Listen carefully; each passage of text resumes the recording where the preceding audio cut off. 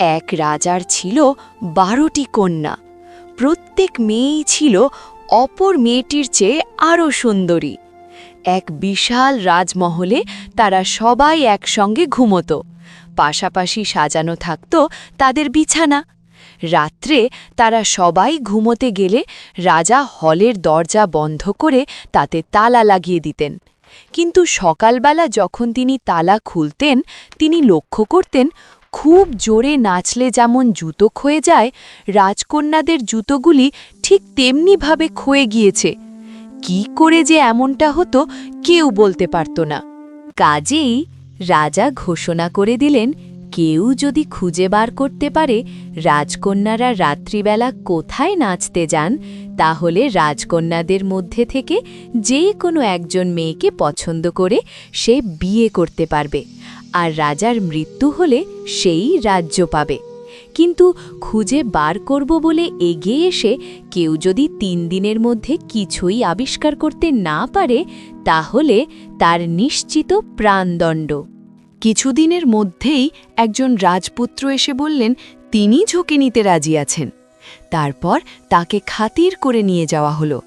রাত্রিবেলা রাজকন্যারা যে ঘরে ঘুমন তার পাশেই তাকে থাকতে দেওয়া হলো। তার বিছানা এমন করে দেওয়া হলো যাতে করে বিছানা থেকে তিনি লক্ষ্য করতে পারেন রাজকন্যারা কোথায় নাচতে যাচ্ছেন। ঘরের দরজা খুলে রাখা হলো যাতে করে তারা ঘর থেকে বেরোতে গেলেই চোখে পড়ে যাবে। কিন্তু রাজপুত্রের চোখের পাতা এত ভারী হয়ে এলো যে তিনি ঘুমিয়ে পড়লেন। সকালবেলা যখন তার ঘুম ভাঙল, রাজকন্যারা সবাই নেচে নিয়েছেন, কারণ তাদের জুতোর নিচে বড় বড় গর্ত। দ্বিতীয় রাত, তৃতীয় রাতেও একই ব্যাপার। কাজেই রাজপুত্রকে নিষ্ঠুরভাবে হত্যা করা হলো। তার গলা কাটা গেল। তারপরে আরও অনেকে এলেন, কিন্তু সকলেই প্রাণ দিলেন। পাশের গ্রামেই এক ছিল গরিব সৈনিক। বেচারার পায়ে চোট লেগেছিল, তাই তার পক্ষে যুদ্ধ করা আর সম্ভব ছিল না। সে একদিন এক রাজার রাজধানীর দিকে হাঁটছিল এক রাস্তা ধরে। তার সঙ্গে এক বুড়ির দেখা। বুড়ি তাকে জিজ্ঞেস করল, কোথায় চলেছ গো? সে বলল, কোথায় যাচ্ছি জানি না। তারপর ঠাট্টার সুরে বলল, রাজার মেয়েরা কোথায় গিয়ে নেচে নেচে তাদের জুতো খইয়ে ফেলেন সেটাই আমার আবিষ্কার করবার ইচ্ছে, তাহলে আমি রাজা হতে পারব। বুড়ি বলল, ওটা এমন কিছু বড় বিষয় নয়। ওরা সন্ধেবেলায় যে শরাব এনে তোমায় খেতে দেবে সেটা খেও না। ভাব দেখিও যে তুমি অঘরে ঘুমোচ্ছ। আর এই নাও একটা চাদর, এটা মুড়ি দিলেই তুমি অদৃশ্য হয়ে যাবে। তখন ১২ জন রাজকুমারীর পিছনে পিছনে যেতে পারবে। বলে বুড়ি তাকে একটা চাদর দিল। বুড়ির উপদেশ শুনে সৈনিক খানিকটা ভাবল, তারপর সাহসে ভর করে রাজার কাছে গিয়ে বলল, মহারাজ, আমি রাজকন্যা লাভের আশায় এসেছি। রাজা তাকে খাতির করলেন, রাজোচিত পোশাক দিলেন। তারপর বললেন, তুমি তো জানো আমার শর্ত। সৈনিক বলল, জানি মহারাজ। রাত্রে যখন শোবার সময় হলো, তখন সৈনিককে রাজকন্যাদের পাশে নিয়ে যাওয়া হলো। সৈনিক বিছানায় শুতে যাবে, ঠিক সেই সময় বড় রাজকন্যা হাতে এক পেয়ালার শরাব নিয়ে হাজির হলেন। সৈনিক করেছিল কি, তার খুঁতনির নিচে এক টুকরো স্পঞ্জ লুকিয়ে রেখে দিয়েছিল।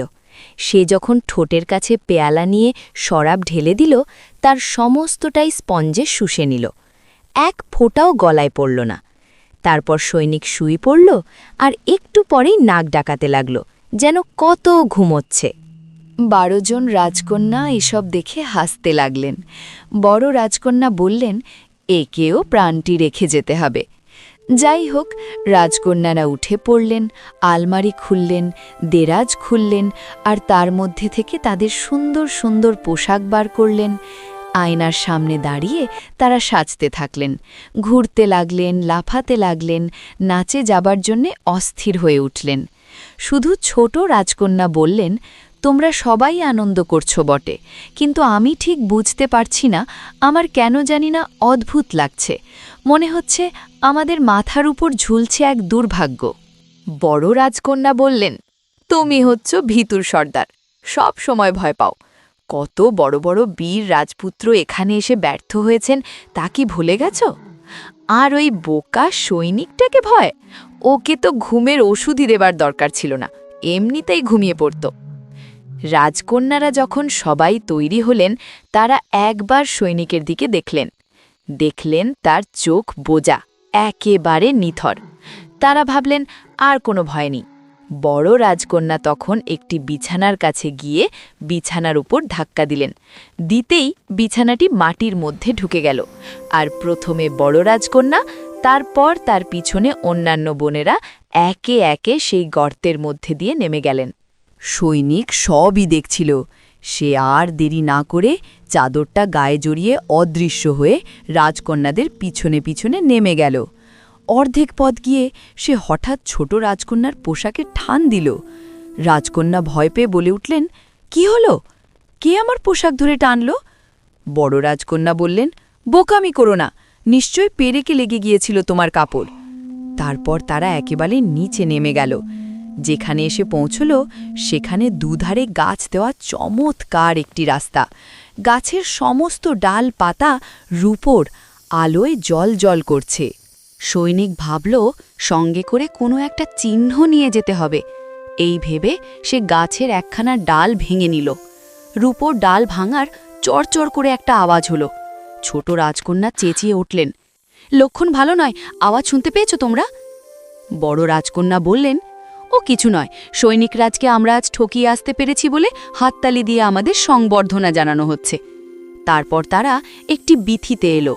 তার দুধারের গাছে শুধু সোনার পাতা, আর শেষে এলো আরেক বিথিতে যার গাছগুলিতে শুধু হিরে ঝকমক করছে। সৈনিক দুবারই দুটি গাছ থেকে দুটি ডাল ভেঙে নিল। ছোট রাজকন্যার শব্দে আতকে উঠলেন, কিন্তু বড় রাজকন্যা বললেন, হাততালির শব্দ আমাদের সংবর্ধনা জানাচ্ছে। চলতে চলতে তারা শেষে এক প্রকাণ্ড হ্রদের ধারে এসে হাজির। জলের ধারে ছোট ছোট 12খানি নৌকো বাঁধা, আর প্রত্যেক নৌকোয় একটি করে সুন্দর রাজপুত্র। রাজকন্যাদের জন্যেই এরা অপেক্ষা করছিলেন। তারা আসতেই প্রত্যেক রাজপুত্র এক একটি রাজকন্যার সঙ্গে নৌকোয় গিয়ে বসলেন, আর সৈনিক গিয়ে বসল যে নৌকোয় ছোট রাজকুমারী উঠেছিলেন তাতে। ছোট রাজকন্যার রাজপুত্র বললেন, আজকে আমাদের নৌকো এত ভারী ঠেকছে কেন বুঝতে পারছি না, বেজায় জোর লাগছে নৌকো বাইতে। রাজকন্যা বললেন, ব্যাপার কি? গরমের জন্যে ওই রকম মনে হচ্ছে না তো? আজ যা গরম! হ্রদের অপর পারে একটি অপূর্ব রাজপ্রাসাদ আলোয় ঝলমল করছে। সেখান থেকে ড্রামের আর শিঙের ভারী উৎফুল্ল সঙ্গীত ভেসে আসছে। তারা সবাই নৌকো বেয়ে ওপারে গিয়ে উঠল। রাজপুত্রেরা রাজকন্যাদের সঙ্গে নাচলেন, সৈনিকও অদৃশ্য হয়ে নাচল। ছোট রাজকন্যা যখন পেয়ালা ভরা শরাব নিয়ে মুখে ঠেকাতে যাচ্ছেন, সৈনিক অমনি পেয়ালায় চুমুক দিয়ে শেষ করে দিতে থাকল। ছোট রাজকন্যা এতে ভয় পেয়ে গেলেন, কিন্তু বড় রাজকন্যা তাকে শান্ত করলেন। এভাবেই রাত 3টে অবধি চলল নাচ। নিচে নিচে যখন জুতোর তলায় গর্ত দেখা দিল, তখন তারা থামতে বাধ্য হলেন। রাজপুত্রেরা তাদের হ্রদের ওপারে নিয়ে গেলেন। এবারে সৈনিক গিয়ে বসল বড় রাজকুমারীর নৌকোয়। হ্রদের তীরে তারা রাজপুত্রদের কাছ থেকে বিদায় নিলেন আর বললেন, কাল রাত্রে আবার আসব। সিঁড়ির কাছে এসে যখন রাজকন্যারা পৌঁছলেন, সৈনিক ছুটে আগে গিয়ে তার বিছানায় চুপটি করে শুয়ে পড়ল। রাজকন্যারা যখন ক্লান্ত পায়ে একে একে ঘরে এসে ঢুকলেন, সৈনিক এমন জোরে নাক ডাকাতে লাগল যে তাই শুনে রাজকন্যারা বললেন, না, কোনো বিপদ হয়নি, সবই ঠিক আছে। তারপর তারা কাপড় ছেড়ে বাক্স আলমারি বন্দি করে ক্ষয়ে যাওয়া জুতোগুলিকে বিছানার তলায় রেখে শুয়ে পড়লেন। পরের দিন সৈনিক ঠিক করল যে কিছু বলবে না, আবার এক রাত ওইসব আশ্চর্য ব্যাপার দেখবে। ঠিক আগের রাতেরই মতো সবকিছু ঘটল। যতক্ষণ পর্যন্ত না জুতোর তলায় গর্ত হয়ে যায়, ততক্ষণ পর্যন্ত রাজকন্যারা নাচলেন। তৃতীয় রাত্রে সৈনিক করল কি, একটা শরাবের পেয়ালা চিহ্ন হিসেবে রেখে দিল। 3 দিন পরে সময় হলে সে গাছের ডাল আর পেয়ালাটি নিয়ে রাজার কাছে গেল। 12 রাজকন্যা দরজার পিছনে দাঁড়িয়ে রইলেন, সৈনিক কি বলে শোনবার জন্যে। রাজা জিজ্ঞেস করলেন, বল, আমার রাজকন্যারা কোথায় নাচতে গিয়ে তাদের জুতোর তলা খুইয়ে এসেছেন? সৈনিক বলল, মাটির নিচে পাতালে এক প্রাসাদপুরীতে 12 জন রাজপুত্রের সঙ্গে। বলে চিহ্নগুলি রাজার হাতে এগিয়ে দিল। রাজা মেয়েদের ডেকে পাঠালেন, জিজ্ঞেস করলেন, তোমরা বলো এই সৈনিক সত্যি কথা বলছে কিনা। রাজকন্যারা দেখলেন লুকিয়ে আর লাভ নেই, তাই তারা স্বীকার করলেন। তখন রাজা বললেন, বলো সৈনিক, কোন কন্যাকে তোমার পছন্দ? সৈনিক বললেন, আমি তো আর ছেলে মানুষটি নই, বড় রাজকন্যাকেই আমায় দিন। সেই দিনই বিয়ে হয়ে গেল। রাজা সৈনিককে বললেন, আমার মৃত্যু হলে এই রাজত্ব পাবে। তারপর রাজকন্যারা এতদিন যে মায়ার মধ্যে পড়েছিলেন তা আস্তে আস্তে কেটে গেল। সব শুদ্ধ তারা যে কদিন পালের রাজপুত্রদের সঙ্গে মেচেছিলেন, ঠিক ততদিন লাগল তাদের মায়া কাটতে। হ্যালো বন্ধুরা, আমার চ্যানেলটিতে লাইক দিন, কমেন্ট করুন, শেয়ার করুন আর সাবস্ক্রাইব করতে ভুলবেন না।